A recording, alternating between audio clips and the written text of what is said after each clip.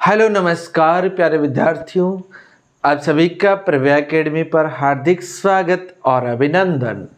कैसे हैं आप सब लोग? मस्त धुआंधार पढ़ाई कर रहे हो ना? बोर्ड के एग्ज़ाम चल रहे हैं और साथ ही साथ में आप हमारी प्यारी सब्जेक्ट विज्ञान को भी पढ़ते जाना, ताकि विज्ञान में आप उन बुलंदियों को, उन ऊंचाइयों को पार कर सको। तो दोस्तों, आपके लिए कुछ मैं महत्वपूर्ण सवाल लेके आया हूँ जो कि आपको बहुत हेल्प देंगे बोर्ड के एग्ज़ाम में। देखिए, मैंने यहाँ पर जो सवाल लाए हैं वो सवाल, महत्वपूर्ण बात यह है कि ऑब्जेक्टिव सवाल है। जो ऑब्जेक्टिव मतलब जो सवाल है उनमें 4 ऑप्शन दिए हुए हैं। जैसे आपके पहले शुरू में ऑब्जेक्टिव आता है ना ऑप्शन वाले, वैसे सवाल है। लेकिन एक बात ध्यान रखें कि यहाँ से आपके ऑब्जेक्टिव क्लियर होंगे, साथ ही साथ आपके कुछ बेसिक कंसेप्ट भी क्लियर हो जाएंगे चैप्टर से रिलेटेड। उसके साथ ही साथ आपका कोई खालिस्तान वाले क्वेश्चन हो या इस तरह के क्वेश्चन भी आपके क्लियर हो जाएंगे। ठीक है ना? तो ध्यान से सुनिएगा, एक एक बात को, सिर्फ ऑब्जेक्टिव क्वेश्चन ही नहीं कराऊंगा, उसके साथ साथ सारी बातें भी आपको कराता जाऊंगा। ठीक है, चलिए तो स्टार्ट करते हैं। देखिए, इसके बारे में मैं आपको एक इस बात कहना चाहता हूँ कि प्लीज़ शेयर एंड सब्सक्राइब, अपने मित्रों के साथ शेयर करें। लाइक तो पसंद आए तो करना, लेकिन अपने दोस्तों को शेयर जरूर करना, ताकि वो क्या है, वो लोग भी पढ़ सकें। ठीक बात? चलिए स्टार्ट करते हैं। ये रहा आपका पहला सवाल आपकी स्क्रीन पे। ठीक है, देखो पहला सवाल मैंने जो लाया वो बहुत बेहतरीन मेरे हिसाब से सवाल है और ये एनसीईआरटी का ही सवाल है। ठीक है, चलो देखिए, नीचे दी गई अभिक्रिया के संबंध में कौन सा कथन असत्य है? यहाँ पर ये लाइन महत्वपूर्ण है, कथन पूछ रहा असत्य, तो ये ध्यान रखना। तो देखो यहाँ पर एक रिएक्शन दी हुई है, PbO लेड ऑक्साइड, और अभिक्रिया कर रहा है कार्बन से, तो लेड अलग हो जाता है और CO2 बन जाता है। अब यहाँ पर आपको बताना है, कुछ लाइनें दी हुई है, किसी से अपचयित हो रहा है कार्बन डाइऑक्साइड, उपचयित हो रही है। तो अपचयित का मतलब इसका सीसा का अपचयन हो रहा है या नहीं हो रहा है, और उपचयन का अर्थ है कि इसका उपचयन हो रहा है या नहीं, तो आपको ये बताना। तो पहली बात तो आप कहोगे सर अपचयन उपचयन है क्या, याद तो करवाओ, तो सुनो। तो पहले तुम देखो अपचयन के बारे में। अपचयन अगर आपको कवर हो जाएगा तो इसका जस्ट उल्टा होता है कौन? उपचयन। कौन सा चयन? उपचयन। आप सुनो, अप को अंग्रेजी में क्या कहते हैं भैया? अप, यूपी, अप यानी ऊपर। और व्यक्ति कोई ऊपर कब चला जाएगा? जब क्या हो जाएगी? ऑक्सीजन की, बताओ, वृद्धि या कमी? तुम कहोगे सर ऑक्सीजन की कमी होगी तभी तो सांस नहीं लेगा, तभी तो ऊपर चला जाएगा। तो यहाँ पर क्या हो जाएगा भाई, ध्यान से समझ कि यहाँ पर क्या हो जाएगा कि सर यहाँ तो ऑक्सीजन की क्या हो जाएगी भाई? कमी। ऑक्सीजन की क्या होगी? कमी। अरे तुम्हें पता है ना, ऑक्सीजन की जब कमी होती है तो हाइड्रोजन की क्या होती है? अपने आप हाइड्रोजन की वृद्धि मान लेनी है, तो हाइड्रोजन की वृद्धि। तो ये इसका उल्टा हो जाएगा, अपचयन। अपचयन मतलब O2 की वृद्धि, O2 की क्या? वृद्धि, और हाइड्रोजन की क्या भाई?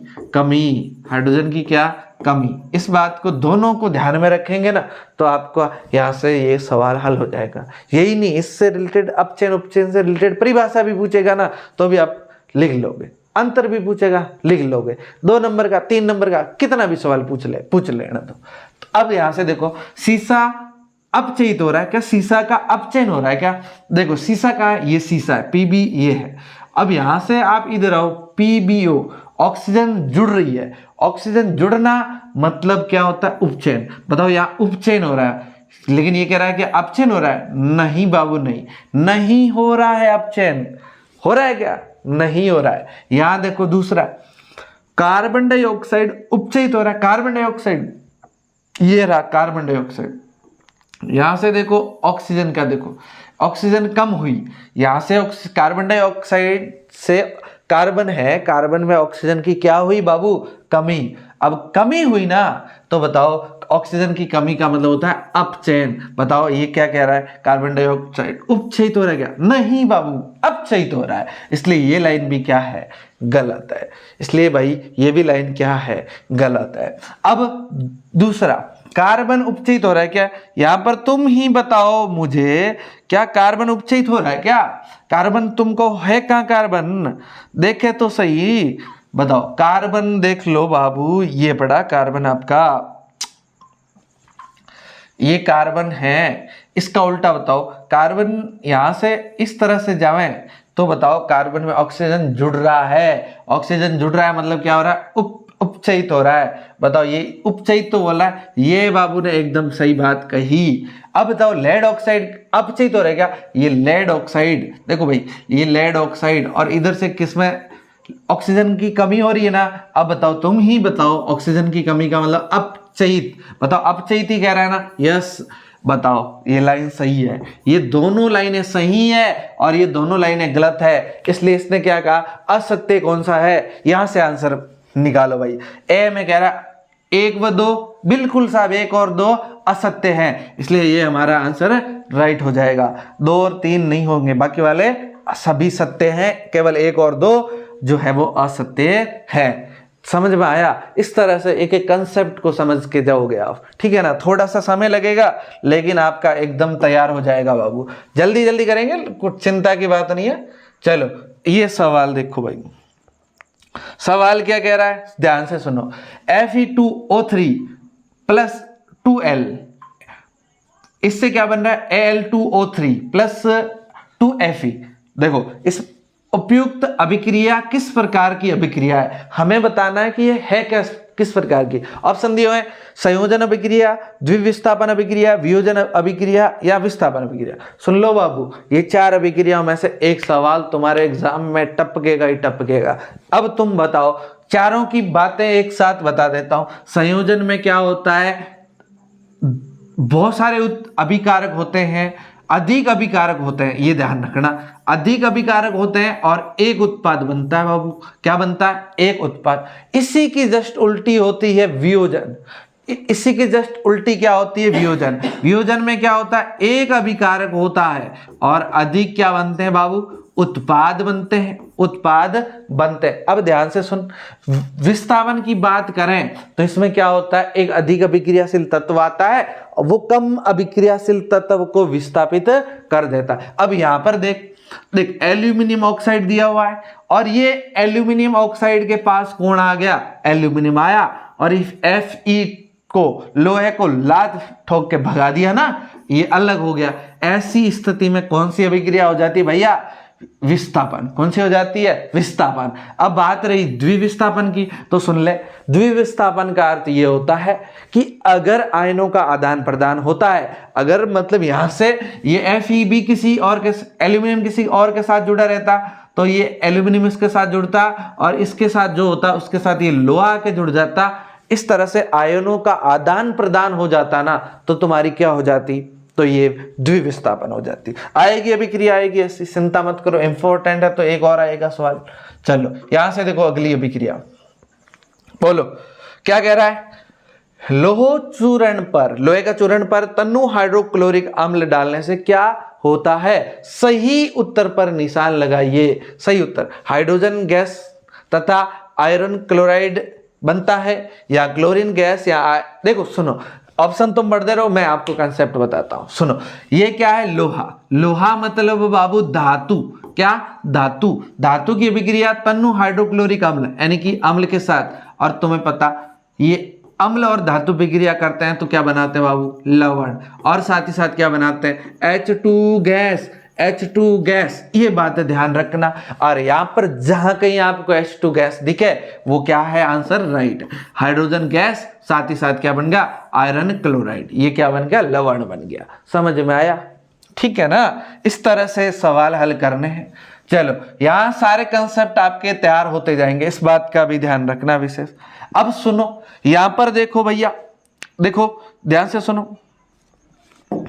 अब बात बताओ मेरे को, BaCl2 और Na2SO4, यहां से क्या बन गया BaSO4, ये जो B है ना बाबू ये SO4 के साथ चला गया और NaCl बन गया, ये Na ना ये Cl के साथ चला गया। बोलो क्या हुआ, आयनों का आदान प्रदान। क्या हुआ भाई, आयनों का आदान प्रदान हुआ। अगर बाबू आयनों का आदान प्रदान हुआ ना तो कौन सी अभिक्रिया, द्विविस्थापन अभिक्रिया। कौन सी अभिक्रिया, द्विविस्थापन अभिक्रिया। ध्यान में रह जाएगा ना, और ये तो मैंने बता ही रखा है, ठीक है ना। ऐसे ही सवाल बनते हैं भैया, ध्यान रखना, इससे ज्यादा कोई हार्ड वाली बातें नहीं आएगी, है ना।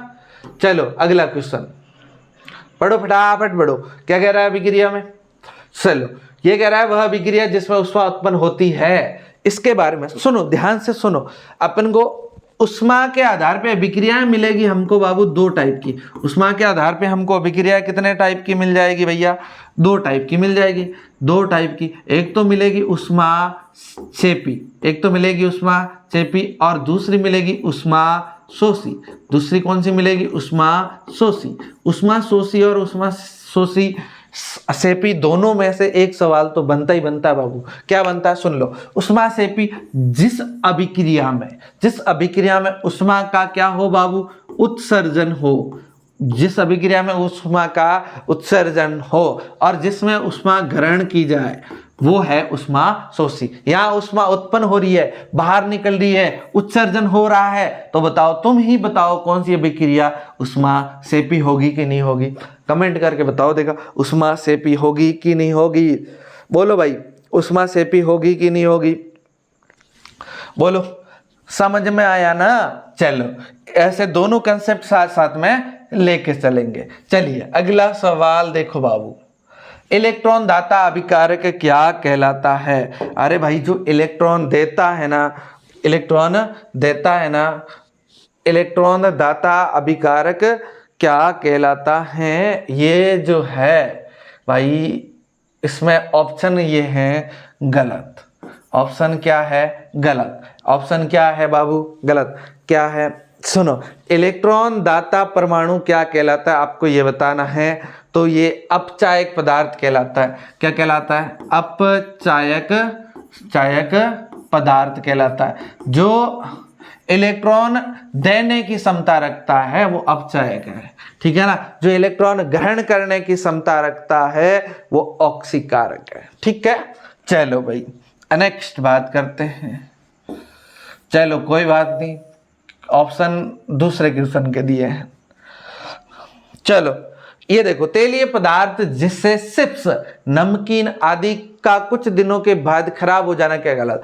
खाने के पदार्थ जो होते हैं ना वो क्या करते हैं, ऑक्सीजन से रिएक्शन करते हैं और अपने स्वाद में ऑक्सीजन में से ऑक्सीजन जुड़ जाती है। ऑक्सीजन का जुड़ना उपचयन, तो उपचयित हो जाते हैं और उपचयित हो जाते हैं तो वो खराब हो जाते हैं, जिसे हम क्या कहते हैं बाबू, विकृत गंधिता कहते हैं। क्या कहते हैं, विकृत गंधिता कहते हैं। और यहाँ ये जो संसारण है ना, बोलो ये किस में होता है, धातुओं में। किस में होता है, अपचयन तो होता नहीं है, अगर उपचयन आता तो अलग बात है, तो ही होता बाबू, उपरोक्त सभी होगा ही नहीं, ठीक बात। चलिए अगला सवाल देखो भाई, चलो ध्यान से देखते जाना। बोलो भाई, दिख गया, महत्वपूर्ण सवाल छोटा सा है। क्लोरोफॉर्म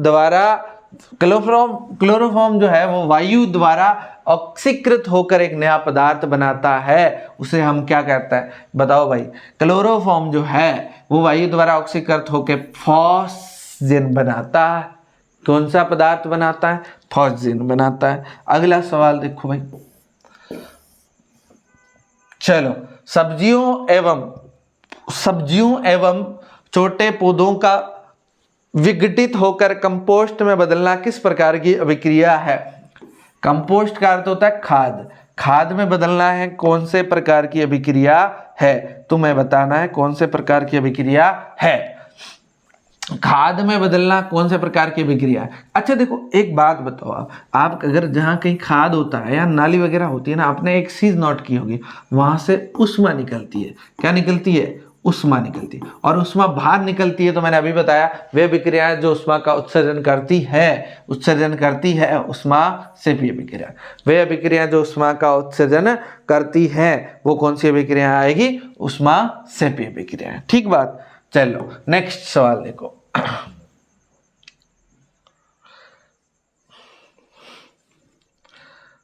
अच्छा चलो सुनो, FeCl3 का FeCl2 में बदलना क्या कहलाता है?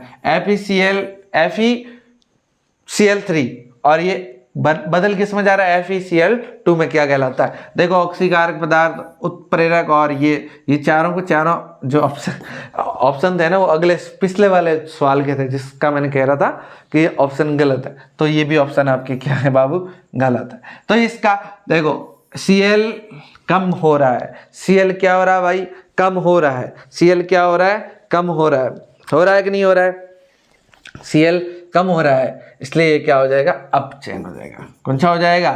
अपचयन, ऋणात्मक कम होता है। ठीक, चलो इसके बाद नेक्स्ट सवाल देखते जाओ। बताओ, कोई विलयन है, अगला चैप्टर आ गया है ना, कोई विलयन है लाल लिटमस को नीला कर देता है तो इसका पीएच कितना होगा? पीएच कितना होगा? लाल नीला, नी एक चालीनी, बोलो ये क्या होगा? सार होगा। यहाँ अगर नीला होता तो हम कहते अनील, तो हम क्या कहते? अनिल। तो अनील अम्ल नीले लिटमस को लाल करता है। ये लाल लिटमस सालिनी, सार जो है लाल लिटमस पत्र को नीला करते हैं, तो ये लाल को नीला कर रहा है, इसका मतलब है क्या? ये सार है। और बताओ सार का पीएच जो होता है वो बताओ 7 से अधिक होता है।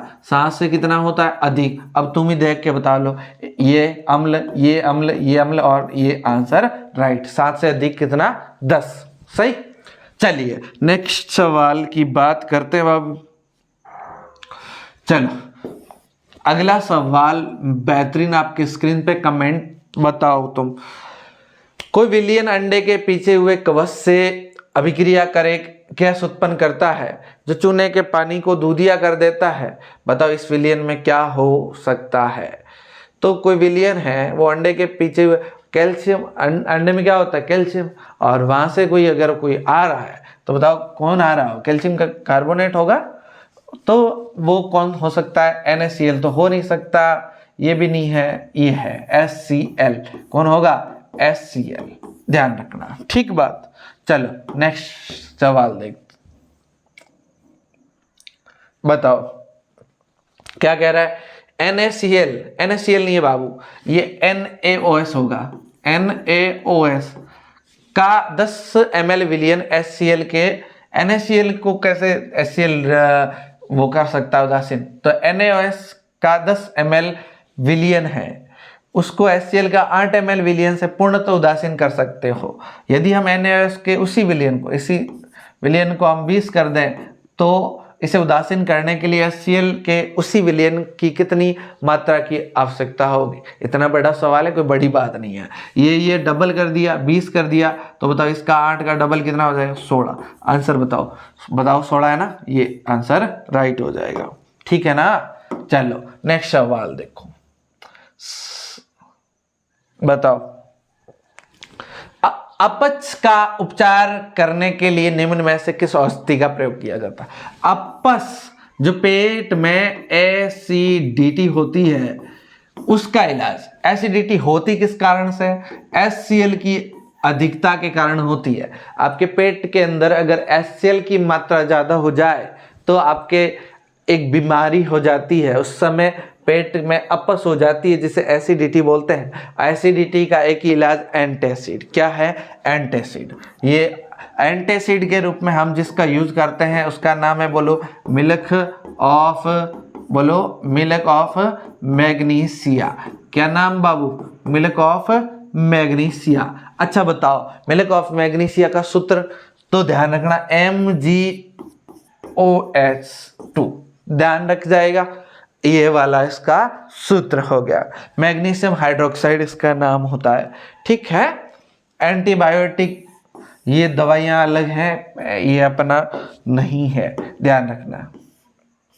यहाँ इसका चलो अगला क्वेश्चन देखो, बताओ अम्लीय विलयन का पीएच का मान कितना होता है। देखो बाबू, अम्ल और सार्क इनकी बात करें तो देखो पीएच स्केल जो होती है, ये पीएच स्केल है। ये पीएच स्केल जो है बाबू कहाँ से शुरू होती है, कहाँ से शुरू होती है, 0 से शुरू होती है और कहाँ तक चलती है, 14 तक। यहाँ क्या होता है 7, और जो 7 होता है ना बाबू वो क्या होता है उदासीन। क्या होता है उदासीन।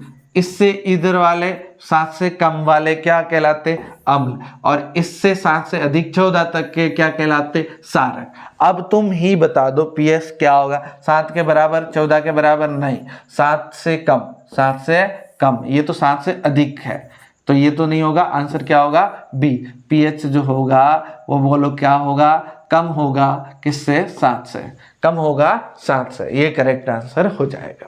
ठीक है, चलिए नेक्स्ट बात करते हैं अपन। चलो देखो भैया अगला सवाल, अम्ल और सार के जलीय विलयन, अम्ल और सार के जली के विलयन विद्युतीय रूप से होते हैं। अम्ल और सार के जो विलयन होते हैं वो क्या होते हैं, विद्युत के सुचालक होते हैं। क्या होते हैं, विद्युत के सुचालक होते हैं, ध्यान रह जाएगा। नेक्स्ट बात करते हैं, अगला सवाल देखो भाई, बोलो पीएच किस आयन का ऋणात्मक लघुगणक होता है। पीएच किस आयन का ऋणात्मक लघुगणक होता है। अच्छा देखो, ऋणात्मक लघुगणक पूछा है तो तुम माइनस माइनस वाला देख के करना मत, ये तो होगा ही नहीं। तो बताओ ये नहीं होगा तो क्या हो सकता है, तुम ही बताओ। अगर ये नहीं होगा ऋणात्मक वाला तो क्या ही होगा, बोलो क्या ही होगा। तो बताओ H2O का तो कोई लेना देना नहीं है, Na+ का लेना देना नहीं है, तो H+ आयन, ठीक है ना। पीएच जो है वो ऋणात्मक लघुगणक किसका होता है, किस आयन का होता है, H+ आयन का। कौन सा आयन का होगा बाबू, H+ आयन का। ध्यान में रह जाएगा कि नहीं रह जाएगा, चलो भाई रह जाएगा। कमेंट करके बताते रहो कि तुम्हारा क्या आंसर आ रहा है, तुम्हारा क्या आंसर आ रहा है। चलो अगला सवाल बताओ, हमारे भोजन का पाचन किस माध्यम में होता है। हमारे भोजन का पाचन किस माध्यम में होता है, तुम ही बताओ बाबू किस माध्यम में होता है।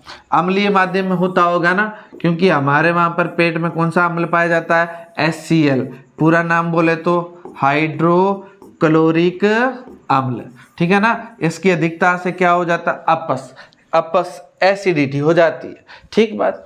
नेक्स्ट सवाल की बात करते हैं अपन, तो बताओ देखो अग्निशमन यंत्र में कौन सा पदार्थ काम आता है। जो आपको आग बुझानी है ना बाबू, आग बुझानी है ना, उसमें कौन सा यंत्र काम आता है। तुम पहले तो ये बताओ आग लगाने में कौन सा यंत्र काम आएगा, बोलो आग लगाने में कौन सा यंत्र काम आएगा, तुम बताओ, फिर बताते हम अग्निशामक में कौन सा यंत्र आएगा। हाँ बताओ, आग लगाने में लुगाइयाँ लुगाइयों से बड़ा कोई यंत्र है ही नहीं जो आग लगा सके, है ना। तो आग लगाने का यंत्र लुगाइयाँ, और आग बुझाने का पदार्थ कौन सा है, आग बुझाने का पदार्थ है ये सोडियम बाइकार्बोनेट, बाइकार्बोनेट। ये होता है बोलो खाने का सोडा, बेकिंग सोडा, खाने का सोडा, ठीक बात, खाने का सोडा, ठीक है ना। इससे क्या निकलती है, CO2 गैस निकलती है, इससे CO2 गैस निकलती है जो आग बुझाने में सहायक होती है, अग्निशमन में काम आता है। इंपॉर्टेंट सवाल है बाबू। चलो अगला सवाल, वॉशिंग सोडा कौन सा है। वॉशिंग सोडा बोले तो धोने का सोडा, वॉशिंग सोडा बोले तो धोने का सोडा। अभी जो एक सोडा आया ना उसका नाम था खाने का या बेकिंग सोडा, खाने का सोडा, और उसका जो फॉर्मूला था ना NaHCO3, सोडियम बाइकार्बोनेट, या इसका हाइड्रोजन कार्बोनेट भी नाम होता है। इसका ना धोने का सोडा का बात करें अपन तो बताओ, एक तो सेम सूत्र है खाने और धोने का, फर्क इतना है कि ये सोडियम बाइकार्बोनेट है, ये सिर्फ सोडियम कार्बोनेट है। तो बताओ इसका सूत्र होता है Na2CO3, लेकिन साथ ही साथ में इसके 10H2 होता है। धोने की बात आए तो पानी तो चाहिए, तो इसलिए ये क्रिस्टलन जल वाला आपको दिखे वही आंसर होगा। ये तो सोडियम हाइड्रोक्साइड है, ये कौन सा सोडा है? खाने का सोडा। ठीक, अच्छा बताओ, यहाँ से कंफ्यूज हो जाए ना तो मैं आपको एक बात बता देता हूँ। अच्छा, हमारे यहाँ पर शायद तुम्हारे यहाँ पर भी, और तुम कहाँ से जुड़े हुए हो पता नहीं, कमेंट करके बताना कहाँ से हो। तो हमारे यहाँ पर क्या होता है, जो मम्मी होती है ना उसको बाई बोलते हैं। मम्मी को क्या बोलते हैं? मम्मी को ही हम बोलते हैं बाई। और बाई का काम होता है, बाई घर में खाना जो हमारे बनाती है ना वो बाई बनाती है। कौन बनाती है? बाई, मम्मी बनाती है। और तुम्हारे शहरों में क्या होता है? शहरों में जो खाना बनाती है उसे बाई ही बोलते हैं। तो खाना का संबंध सीधा किससे है? बाई से। बाबू ध्यान रख जाएगा, खाने का संबंध किससे है? सीधा सीधा खाने का बाई से। तो बाई कार्बोनेट खाने का सोडा और धोने का सिर्फ सोडियम कार्बोनेट, ये वाला आंसर करेक्ट हो जाएगा। ठीक है ना, समझ में आ रहा है ना? चलो चलिए भैया, ज्यादा लंबी क्लास नहीं करेंगे अपन, है ना, लेकिन छोड़ेंगे भी तो कुछ नहीं ना, सारा कंसेप्ट क्लियर करके जाएंगे। बोलो बाबू, ब्लीचिंग पाउडर खुला छोड़ने पर एक गैस देता है, कौन सी गैस होगा? ब्लीचिंग पाउडर कौन सी गैस दे सकता है? एक ही गैस दे सकता है, क्लोरीन। कौन सी दे सकता है? क्लोरीन ही देगा। क्या कौन सी देगा? Chlorine gas. ठीक है ना? चलो, ब्लीचिंग पाउडर, वाह, ब्लीचिंग पाउडर का नाम बता दो, कोई प्रचलित नाम, एक सामान्य नाम कुछ बता दो, एक और नाम बता दो। तुम मिसेल निर्माण में हाइड्रोकार्बन की पूंछ कहाँ रहती है? अरे भैया, मिसेल निर्माण में इस तरह से आपने वो बनाया नहीं क्या? ये गंदगी यहाँ होती है। यहाँ क्या होती है बाबू? गंदगी होती है। यहाँ क्या होती है? गंदगी होती है। यहाँ क्या होती है? गंदगी होती है। तो गंदगी होती है ना, तो यहाँ पर ये जो है मिसेल इस तरह की संरचना बनती है। बनती थी कि नहीं बनती थी? याद है कि नहीं है? याद करो, आज से 10,000 साल पहले इस तरह की संरचनाएं बनती थी। हाँ, याद करो, इस तरह की संरचनाएं बनती थी। तो जो पूंछ होती है ना, ये पूंछ, ये देख लो, मुंह इधर है, बड़ा वाला मुंह है, तो पूंछ कहाँ रहेगी? अंदर की तरफ। पूंछ कहाँ रहेगी? अंदर की तरफ। आंसर बी इसका राइट हो जाएगा। इस तरह की संरचना भी आपको ध्यान में रह जाएगी। ठीक है ना? ये गंदगी होती है। ये क्या होती थी? गंदगी। और अंदर की तरफ क्या बन गया? मिसेल बन गया बाबू। क्या बन गया रे? मिसेल। मिसेल बन गया ना। चलो नेक्स्ट क्वेश्चन देखते हैं अपन। चलो बताओ भाई, चलो भैया बताओ, डिटर्जेंट अपमार्जक की सफाई प्रक्रिया किस प्रकार के जल में होती है? डिटर्जेंट, अब धोने का सोडा, धोने का सोडा, बताओ, धोने के सोडे के बारे में पूछ रहा है ये। धोने का सोडा, साबुन होता है ना एक बाबू, साबुन होता है ना, साबुन सिर्फ और सिर्फ मीठे पानी में ही काम का होता है। मीठे मतलब मृदु जल में, मीठे जल में।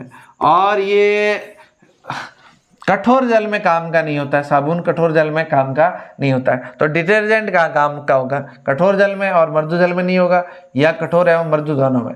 तो ध्यान से सुनना, जो आप ही बता दो ना, आपके घर में सर्फ होता है ना, सर्फ से कपड़े धोने हैं, साबुन से धोने हैं, साबुन से नहाओ कभी खारे पानी में, स्कम बन जाएगा एक सफेद रंग का, स्कम जम जाता है खारे पानी में।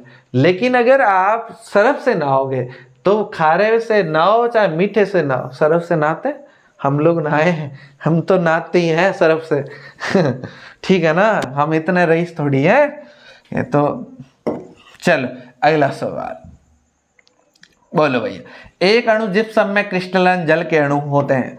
Gypsum, calcium sulphate 0.2 H2O। और इसी तरह से एक सूत्र आता है plaster of Paris, calcium sulphate 0.5 H2O। ये भी ध्यान रखना। ये क्या है? POP, plaster of Paris. अब जब आप जिप्सम को कितना 373 डिग्री केल्विन पर गर्म करोगे तो जो है ना, डेड अणु जल का उड़ जाएगा। डेड अणु जल का उड़ जाएगा तो तुम्हारा POP, प्लास्टर ऑफ पेरिस बन जाएगा। अब हमें पूछा है जिप्सम में क्रिस्टलन जल के अणु कितने हैं? ध्यान रखना, कितने हैं तुम ही बताओ रे भैया, कितने हैं? 2। अगर तुम्हें पूछे प्लास्टर ऑफ पेरिस में तो देख लो आधा। अगर तुम्हें पूछे धोने के सोडे में पूछे तो बताओ कितने देखे थे अपन ने? 10। कितने देखे थे? 10। ठीक बात।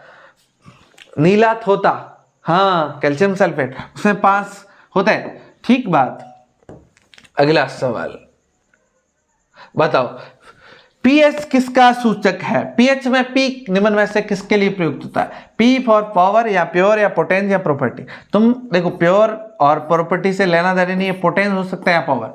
देखो पी का अर्थ होता है पोटेंस, क्या होता है उस टाइम तो पोटेंस ही हो रहा था, पोटेंस का अर्थ पावर है, अब तो शक्ति है पोटेंस।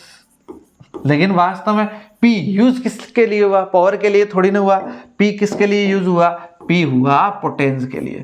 पी किसके लिए हुआ? पोटेंस के लिए, ध्यान रखना। ठीक बात। चलो नेक्स्ट सवाल बोलो, सवाल का पढ़ो। देखा क्या कह रहा है, निम्न में से कौन सा युगल विस्थापन अभिक्रिया प्रदर्शित करता है?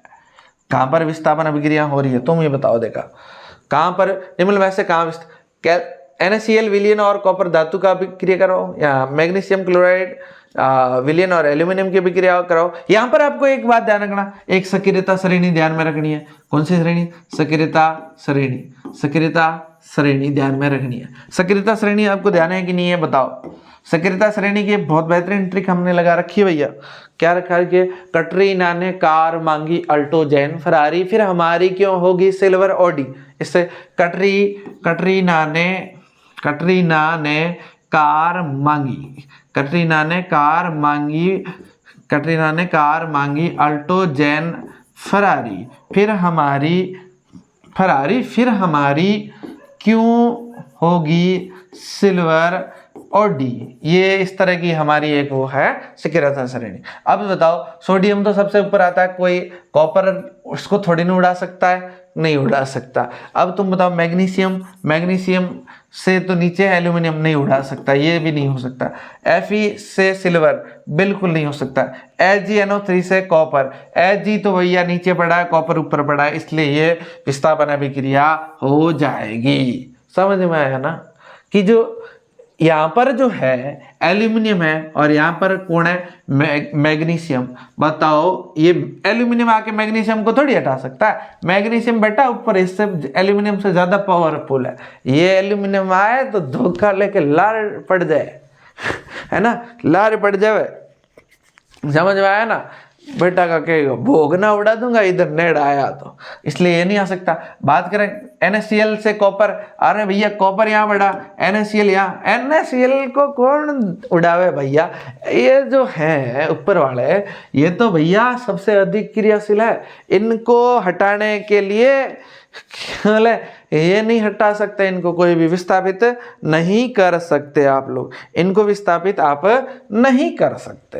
ये सक्रियता श्रेणी की एक शॉर्ट वीडियो भी मैंने डाला हुआ है। कटरीना ने कार मांगी अल्टो जैन फरारी, फिर हमारी क्यों होगी सिल्वर ऑडी। ऐसी बातें हम बताते हैं आपको शॉर्ट ट्रिक में, तो याद हो जाती है। चलो ये सवाल जो है वो आपके NCERT से आया है कि लोहे की फ्राइंग पैन को जंग से बचाने के लिए निम्न में से कौन सी विधि प्रयुक्त? पहले तो मैं ही सोचता था कि ये फ्राइंग पैन है क्या, ये कौन सी पैन है। फ्राइंग पैन मतलब कुछ भी नहीं है, ऐसा कोई एक बर्तन है। ऐसा क्या है? एक बर्तन है, बस। क्या है? एक बर्तन है। और है किसका? बोलो, लोहे का। अब आपको लोहे का कोई बर्तन है, कोई कढ़ाइया बढ़ाइया है जिसमें कोई कुछ भी सामान बनाते, हमें नहीं मतलब क्या है, बर्तन है, बस हमें इतना पता है। और है किसका भैया? लोहे का है। है किसका भैया? लोहे का है। तो इसको लोहे को, अबे बर्तन है, खाना बनाने का, ग्रीस कैसे लगा सकता है? पेंट कलर का तो कोई मतलब नहीं, गंदा आएगा। इसलिए हमें क्या करना होगा? जिंक की परत चढ़ा दो इसके ऊपर। क्या चढ़ा दो भैया? जिंक या जस्ते की परत चढ़ा दो इसके ऊपर। जस्ते की क्या चढ़ा दो भैया? परत चढ़ा दो, तो आपका क्या हो जाएगा? ये सुरक्षित रह जाएगा। नेक्स्ट बताओ क्या कह रहा है? कोई धातु ऑक्सीजन के साथ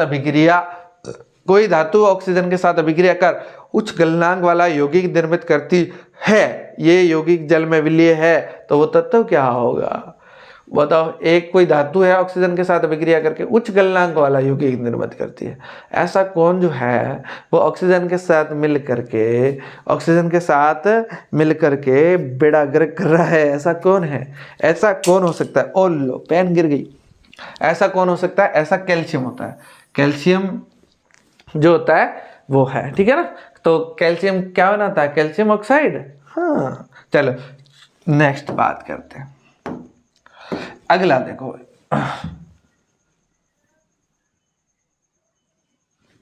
बताओ तुम बताओ, खाद्य पदार्थ के डिब्बों पर जिंक की बजाय टिन का लेप होता है। बोलो क्यों?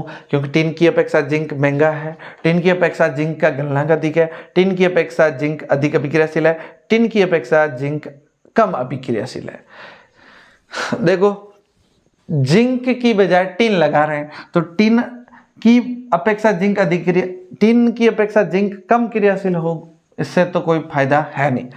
और महंगा और सस्ता का तो क्या ही लेना देना, जब खाने की बात आई गई है तो महंगे और सस्ते से हमें क्या ही लेना देना, महंगे और सस्ते से क्या ही लेना देना। तो ये वाला 2 पॉइंट तो वैसे क्लियर हो रहे हैं, ये वाला और ये वाला।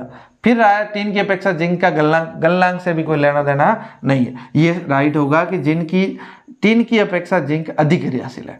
टिन का लेप होता है क्योंकि टिन की अपेक्षा जिंक होता है वो अधिक अभिक्रियाशील होता है, जिंक जो है वो ज्यादा अभिक्रियाशील है, इसलिए हम कम अभिक्रियाशील टिन लेते हैं, कम अभिक्रियाशील टिन लेते हैं। ठीक बात समझ में आ रहा? चलो नेक्स्ट बात करते हैं। चलो देखो भैया क्या कह रहा है, सामान्य अवस्था में द्रव अवस्था में पाई जाने वाली अधातु, सामान्य अवस्था में द्रव अवस्था में पाई जाने वाली अधातु, अधातु पूछा है। धातु पूछते तो एक ही नाम बोलो, पारा, पारा या मरकरी, और इसका प्रतीक होता है Hg। धातु पूछा है तो बोलो कौन सी हो जाएगी, ब्रोमीन। कौन सी हो जाएगी, ब्रोमीन। ध्यान रह जाएगा, इंपॉर्टेंट है, दोनों में से एक सवाल छपेगा ही छपेगा, इस बात को ध्यान में रखना बाबू, ठीक है ना। चलो नेक्स्ट देखते हैं, एल्यूमिनियम। ये काफी ठीक सवाल है,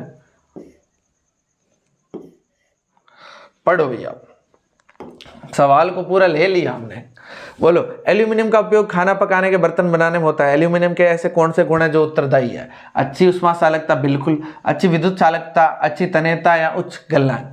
बताओ इसमें से तुम ही बताओ, खाना बनाने में हम यूज काहे कर रहे हैं इसका, खाना बनाने में हम इसका यूज काहे कर रहे हैं बाबू, बताओ तुम, बोलो। देखो हमें बताओ, अच्छी उष्मा चालकता, बिल्कुल साहब, वेरी नाइस। बोलो अच्छी विद्युत चालकता, अरे बाबू खाना बना रहे हैं, हमें करंट थोड़ी लगाना है किसी का, नहीं ये तो है ही नहीं।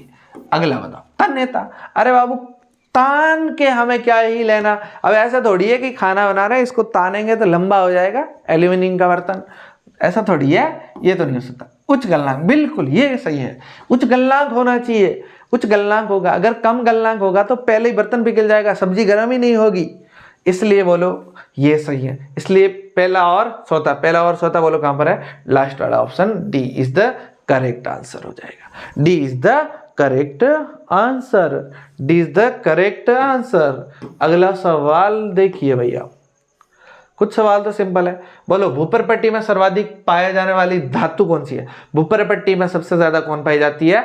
एल्यूमिनियम पाई जाती है। भूपर पट्टी में सबसे ज्यादा पाई जाने वाली धातु कौन सी है भाई, बोलो कौन सी है? एल्यूमिनियम। एल इसका प्रतीक होता है, पता ही आपको, इस छोटी बातें नहीं बताई जा सकती। धातु में उष्मा का दुर्बलतम चालक कौन है? धातुओं में उष्मा का सबसे कम चालन कोई करता है, कौन करता है, तुम वो बताओ मेरे को, सबसे कम चालन कौन करता है? बोलो शीशा है या जो लेड है ये कम चालक करता है, इसका प्रतीक क्या है? पीबी, सबसे कम दुर्बलतम चालक, इसलिए हम इसको उष्मा का कुचालक भी कह सकते हैं। उष्मा का चालन ही नहीं करता, बहुत कम करता, सबसे न्यूनतम करता है, ठीक बात। अगला सवाल देखो, धातुओं का कौन सा गुण घंटी और संगीत वाद्य यंत्र जैसे सितार एवं वायलिन के तार बनाने में होता है? धातुओं की घंटी क्यों बनाते हैं? बोलो ध्वनिकता या आघातवर्धनता या तन्यता या चालकता। चालकता से बोलो क्या लेना देना, नहीं ना लेना देना, लेना देना है क्या? तन्यता से घंटी बनाने तान ये तो चलो ठीक है, तार वो तो ठीक है, लेकिन घंटी में क्या लेना देना? आघातवर्धनता के थोड़ी घंटी को पीट पीट के सादर थोड़ी बनानी है, नहीं ना बाबा, तो क्या बनाना है? इसकी ध्वनिकता ज्यादा होती है। ध्वनिकता का अर्थ होता है धातुओं का वह गुण जिससे उनको पीटने पर वो ध्वनि उत्पन्न करती है, तो ध्वनि उत्पन्न करे इसलिए यूज करते हैं ध्वनिकता। पहला ऑप्शन सही हो जाएगा। बोलो एल्यूमिनियम, ये वाली अभिक्रिया पूरी करनी है। एल्यूमिनियम ऑक्साइड है और सोडियम हाइड्रोक्साइड के साथ रिएक्शन करते हैं तो बोलो जल बनता है। तो बोलो क्या बनता है? जल बनता है। तो बोलो क्या बनता है? जल बनता है। जल बनता है तो और क्या बनेगा? तो ध्यान से सुन लो। तो क्या बनेगा?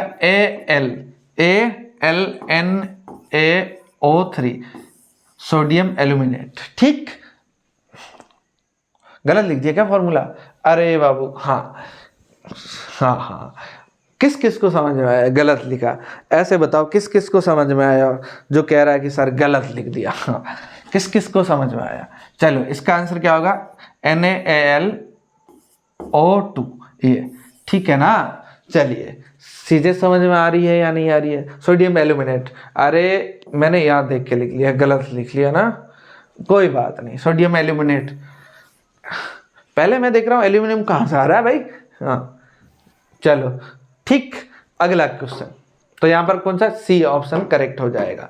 चलो नेक्स्ट क्वेश्चन देखो भाई, ये बताओ निम्न में से कौन सा जिंक, लोहा, सोडियम और मैग्नीशियम को उनकी क्रियाशीलता के क्रम में सही करो। देखो एक सारणी याद रखनी है। कटरीना ने कार मांगी, यहाँ पर लिख रहा हूँ कटरीना ने कार मांगी, अल्टोजेन फरारी, फिर हमारी, फिर पीबी है ना, फिर हमारी क्यों होगी चलो। ठीक, बताओ सबसे ऊपर कौन आना चाहिए? बोलो Na, ये तो काट दो भैया। Na के बाद कौन आना चाहिए? ये तो पूरा ही कट गया, Fe था ना, ये तो कट गया। इसके बाद कौन? Fe आना चाहिए, या Fe तो यहाँ पड़ा है, जिंक यहाँ पड़ा है, Mg यहाँ पड़ा है, इसलिए बोलो ये आएगा, ये दोनों ही कट जाएंगे, तो डी आंसर करेक्ट हो जाएगा। इसलिए बोलो सक्रियता श्रेणी अगर तुम्हें याद होगी, सक्रियता श्रेणी तुम्हें याद होगी तो बोलो कितना फायदा होगा, है कि नहीं? ये हमने देख के ही पता कर लिया, कोई रटने की बातें थोड़ी है। चलो नेक्स्ट बात करते हैं। बोलो अधातु सहसंयोजक क्लोराइड बनाते हैं, क्यों बनाते हैं? बोलो वे इलेक्ट्रॉन, क्लोरीन को इलेक्ट्रॉन दे सकते हैं, वे क्लोरीन के साथ इलेक्ट्रॉन बातचीत या साझा कर सकते हैं, इलेक्ट्रॉन साझा करते हैं, वे क्लोरीन को इलेक्ट्रॉन देकर Cl आयन बना सकते हैं, वे क्लोरीन के साथ इलेक्ट्रॉन बातचीत नहीं कर सकते। इसका क्या कारण है? बताओ भाई, इसका क्या कारण है? तब तक मैं पानी पीता हूं, तब तक आप आंसर कमेंट करो, कमेंट करो आंसर तब तक, ठीक है?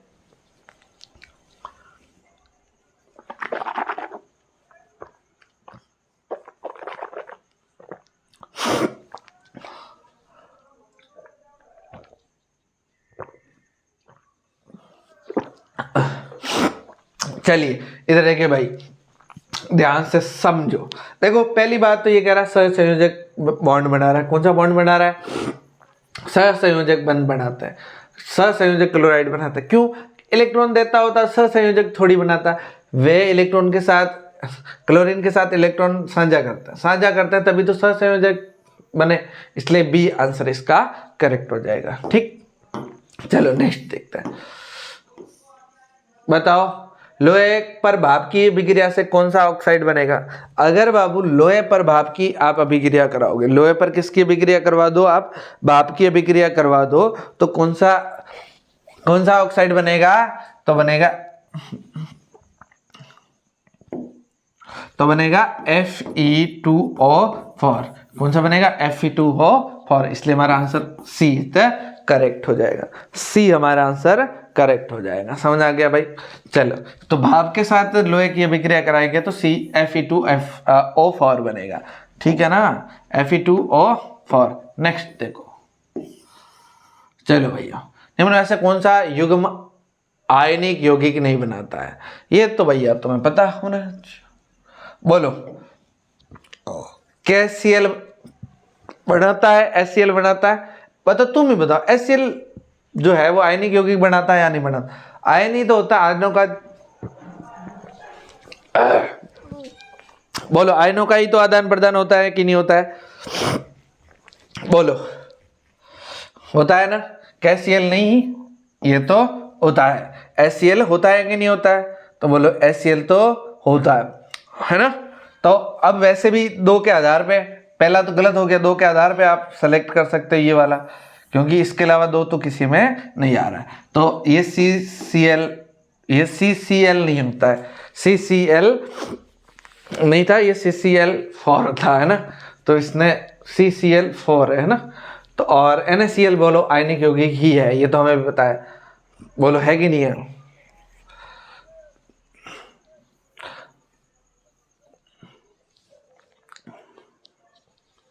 बोलो, ये तो आयनिक यौगिक है और ये भी आयनिक यौगिक है। HCl और ये CCl4 ये दोनों आयनिक यौगिक नहीं है, ठीक है ना। तो हमें क्या पूछा है, निम्न में से कौन सा युग्म आयनिक यौगिक नहीं है, तो हमें नहीं है का बताना होगा। तो HCl तो एक HCl हो गया और दूसरा कौन हो गया, CCl4। वैसे ही मैंने पहले बता दिया ये हो सकता है। और दूसरी बात आप यहाँ से एक के आधार पे एक इंपॉर्टेंट बात ये भी है कि यहाँ पर ये तो हमने पढ़ा होगा NaCl, ये तो आयनिक यौगिक का महत्वपूर्ण उदाहरण है। तो बताओ NaCl तो वैसे ही बाहर हो रहा था, एक तो कट ही जाता ऑप्शन, तो आप काटने की भी कोशिश कर सकते थे, तो ये KCl वगैरह से भी आपको कुछ थोड़ा थोड़ा आइडिया लग जाता है। HCl तो वैसे भी ऐसा नाम है जो आपको आराम से पता चला देता है, ठीक है ना। आपका HCl तो कहीं ना कहीं पहली बाहर में ही अगर कहीं नजर रुकती है तो HCl ही तो होता है। ये देखो, निम्न 3 तत्व दिए हुए X, Y और Z, इसका विन्यास है X2, X का है X बराबर है 2, ये और Y बराबर है 2 और 7 और Z बराबर बोलो है 2। तो इससे 2 और 1 है, शायद 2 और 1 है ना, ये एक यहाँ आ गया है ना, 2 और 1। अब तुम्हें बताना है कौन सा यौगिक बन सकता है, कमेंट करके मारो भाई, कौन सा यौगिक बन सकता है, कौन सा यौगिक बन सकता है, तुम बताओ देगा।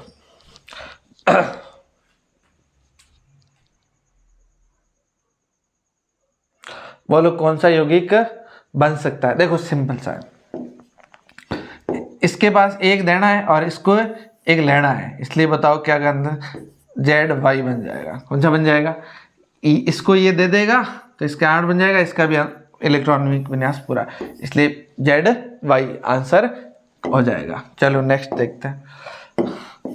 आपको दिमाग लगाना पड़ेगा ऐसी स्थिति में, कोई भी जरूरी नहीं है यही सवाल पूछा जाए।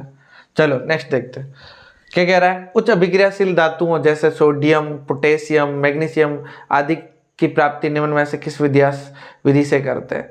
भाई जो उच्च अभिक्रियाशील धातु होते हैं ना, उनका विद्युत अपघटन किया जाता है।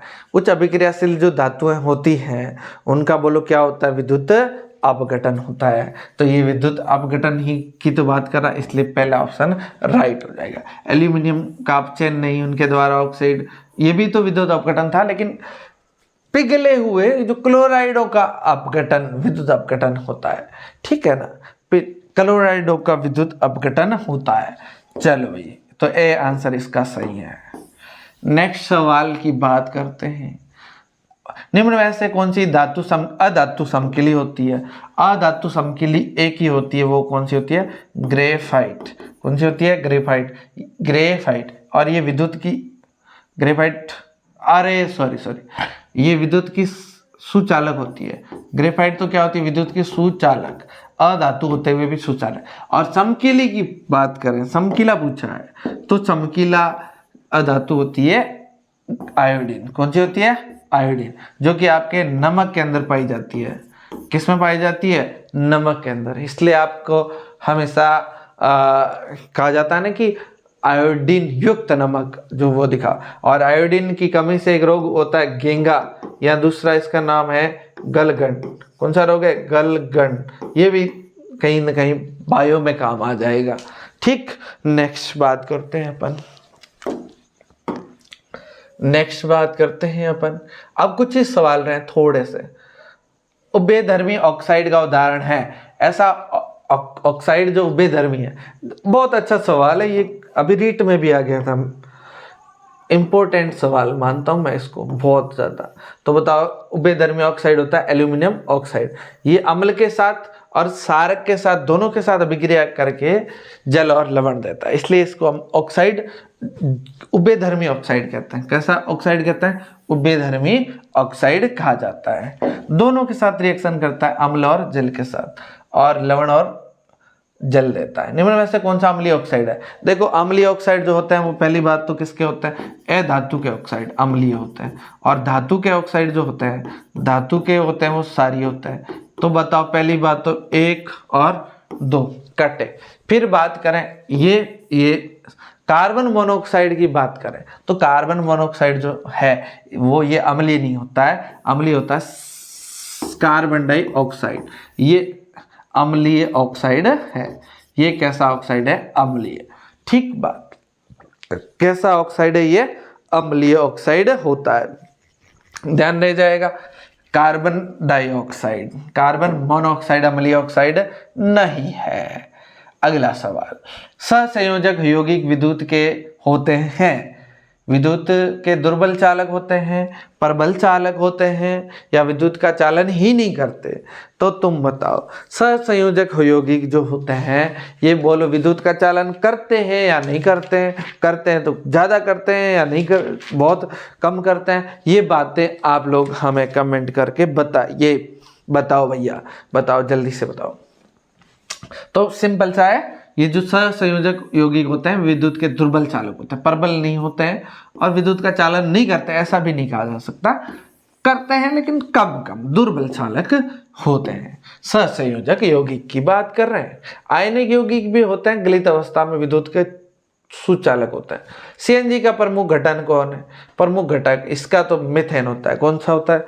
मीथेन। ये तो आप सब लोगों को पता ही होगा कौन सा होता है? मीथेन। इसलिए बी ऑप्शन करेक्ट हो जाएगा। अगला सवाल देखिए, एल्किनो का सामान्य सूत्र। देखो यहाँ पर ये इंपॉर्टेंट थोड़ा सा, एक तो एल्केन, एक एल्केन, एक एल्कीन और एक एल्काइन, एक एल्काइन। इनका सूत्र, सामान्य सूत्र की बात करें तो ध्यान से सुनो, CnH2n + 2, तो क्या हो गया?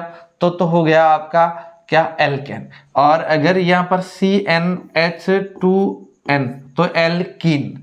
अगर हम बात करें CnH2n-2 तो एल्काइन।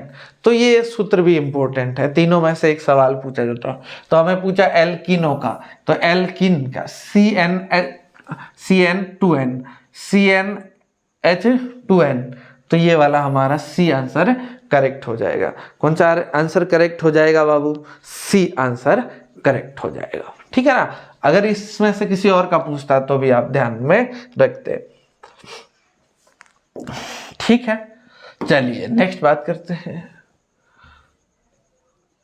सिरके में उपस्थित कार्बनिक अम्ल है ना। पहली बात तो ये है, बताओ मेथेनोइक अम्ल, एथेनॉल या एसिटिक अम्ल या प्रोपेनोइक अम्ल? पहली बात तो एथेनॉल का तो अम्ल से कोई लेना देना रहा नहीं। अब बताओ तुम तीनों में से, तो मेथेनोइक अम्ल हो ही नहीं सकता। बताओ कहाँ पाया जाता है मेथेनोइक अम्ल? यहाँ इसका नाम है फॉर्मिक अम्ल, और कहाँ पाया जाता है? चींटी के डंक में। कहाँ पाया जाता है? चींटी के डंक में।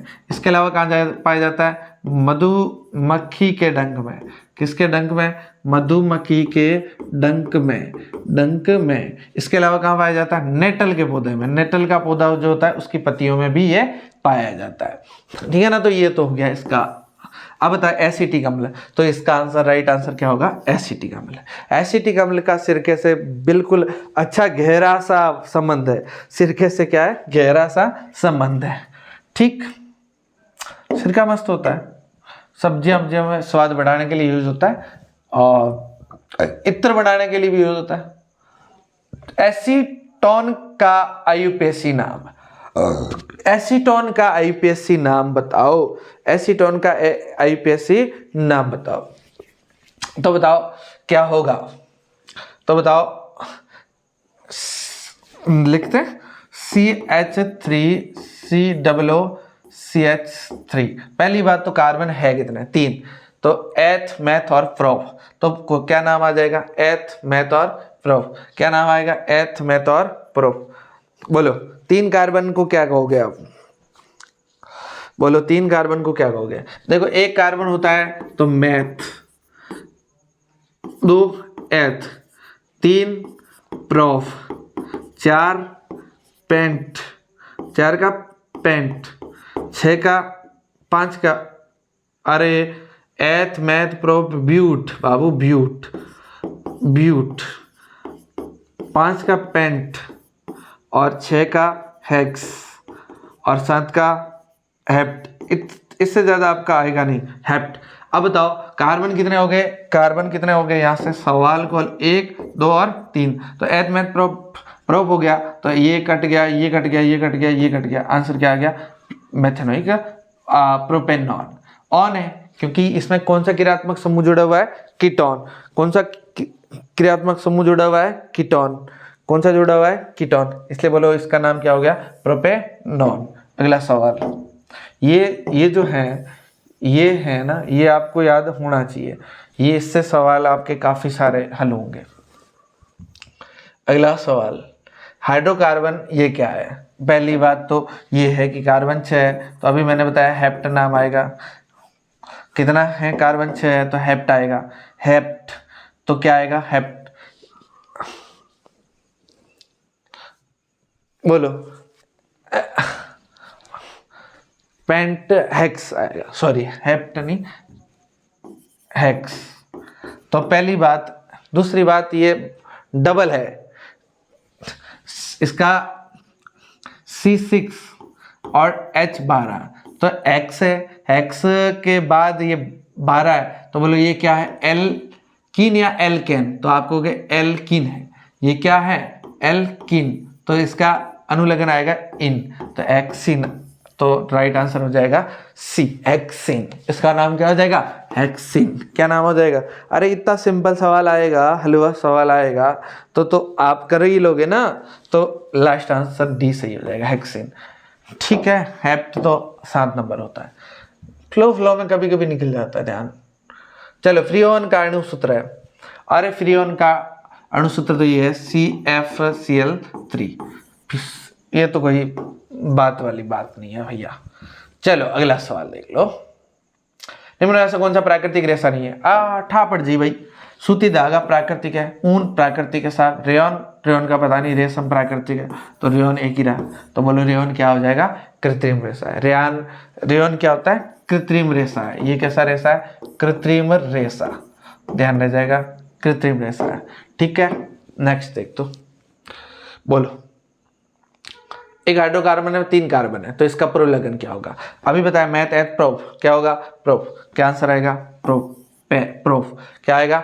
एथ मैथ 1 प्रोफ 2, एथ 2 प्रोफ 3 ब्यूट 4 और पेंट 5। ध्यान रह जाएगा, ये अभी बताया ना मैंने आपको। चलो अगला क्वेश्चन देखो, इसका नाम बताओ भैया। बोलो कार्बन कितने हैं? पहली बात तो ये 1 2 और 3। पहली बात तो यहाँ पर एक ये भी है कि आपको जो नाम लिखना है ना, वो पहली बात क्लोरीन पहले ही आएगा, क्लोरो तो पहले ही आएगा, इसका नाम तो क्लोरो। और क्लोरीन जो है वो कितने नंबर पे है? 1 नंबर पे मानोगे या 2 नंबर पे मानोगे या 3 पे मानोगे? तुम बताओ, क्लोरीन को 1 नंबर पे मानना है आपको, आपका मूड है 2 नंबर पे मानना है या 3 नंबर पे मानना है? तो बोलो क्लोरीन, इसकी बात यह है कि जो जहां से 3 आबंध या 2 आबंध होता है उसको पहला नंबर दो आप, तो 1 2 और 3, तो बोलो क्या? 1 क्लोरो, 1 हाँ 3 पे आया, तो 3 क्लोरो, फिर 3 क्लोरो का एक ही है, और 1 प्रोपिन 1 नंबर पे वो है। और बोलो एथ मैथ प्रोप और डबल बॉन्ड है तो प्रोपिन। एक क्यों लिखा? क्योंकि 1 नंबर पे डबल बॉन्ड है।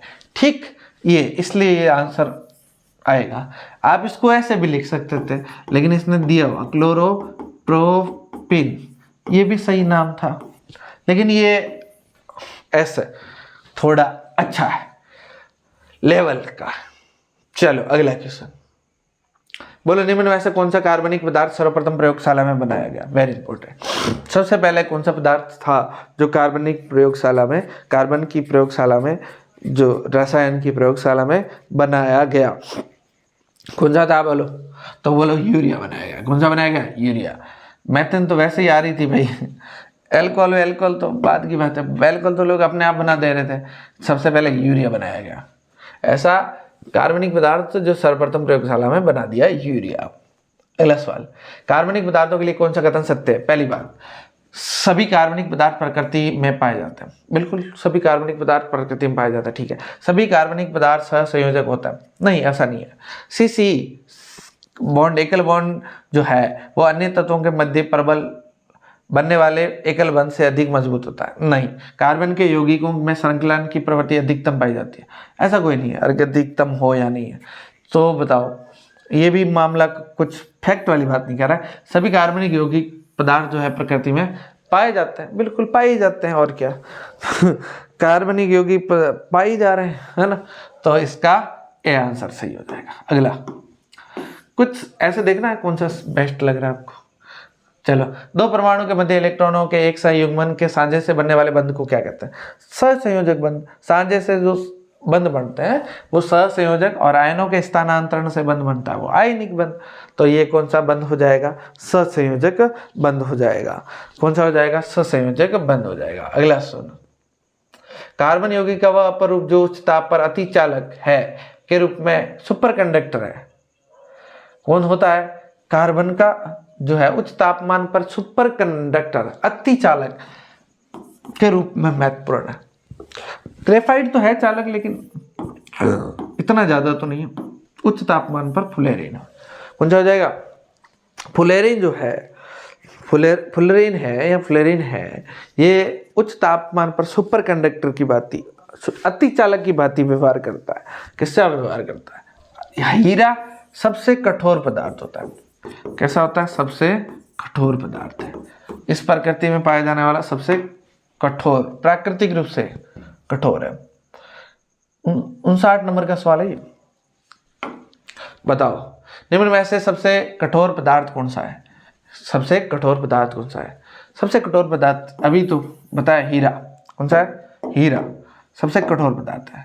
प्रकृति में पाया जाने वाला सबसे कठोर पदार्थ हीरा है। चलो अगला सवाल, लास्ट सवाल है ये। निम्न में से अल्कोहल का उपयोग होता है? अल्कोहल का उपयोग कहाँ कहाँ होता है? अल्कोहल या बोलो एल्कोहलिक पेय पदार्थों में बिल्कुल होता है अल्कोहल का यूज। कप सिरप में हाँ जी होता है, और सैनिटाइजर में बिल्कुल होता है। इसलिए आंसर क्या आ जाएगा? उपरोक्त सभी। कई बार इसके यूज पूछ लिए जाते हैं, तो आपको वो भी ध्यान में रहना चाहिए ताकि आंसर सही हो जाए। अब ये लास्ट हो गया भैया, ये हमारा क्या हो गया? लास्ट हो गया। चलो, क्या कह रहा है? Thank you so much. अच्छा, आप लोग हमसे जुड़े इसके लिए आपको थैंक यू सो मच। और क्या कह रहा है? Share and subscribe. Share and subscribe तो हम कहेंगे, लाइक करना आपकी इच्छा है, कमेंट करना, क्लास अच्छी लगी तो आप कर लेना, अगर अच्छी नहीं लगी तो बुरा भी कर सकते हो। लेकिन मेहनत करिए, पीपीटी बनाइए, तो मुझे लगता है आप इतना तो सोचेंगे ही। तो ये है। और प्रभा एकेडमी का हमारा यूट्यूब चैनल सब्सक्राइब कर सकते हैं, और इंस्टाग्राम और फेसबुक और इम्पोर्टेंट प्ले स्टोर से आप ऐप भी डाउनलोड कर सकते हो, और टेलीग्राम चैनल भी डाउनलोड कर सकते हो, ठीक है ना। तो ये थे कुछ हमारे महत्वपूर्ण सवाल। इसी के साथ हमारी केमिस्ट्री तो खत्म होगी। आप कहेंगे तो अगला वीडियो हम जल्दी ले आएंगे, बोलो ठीक है ना। चलिए तो रखें। चलिए, बढ़िया बेहतरीन पढ़ाई करिए। ऑल द बेस्ट आपके एग्ज़ाम के लिए, और मिलते रहेंगे अपने बहुत सारे, अभी तो दिन है, तो बहुत दिनों में बहुत सारा अच्छा कंटेंट लाएंगे। कुछ चैनल को सब्सक्राइब करके बेल आइकन दबा दो ताकि वीडियो आते ही आपको नोटिफिकेशन मिल जाए। Thank you.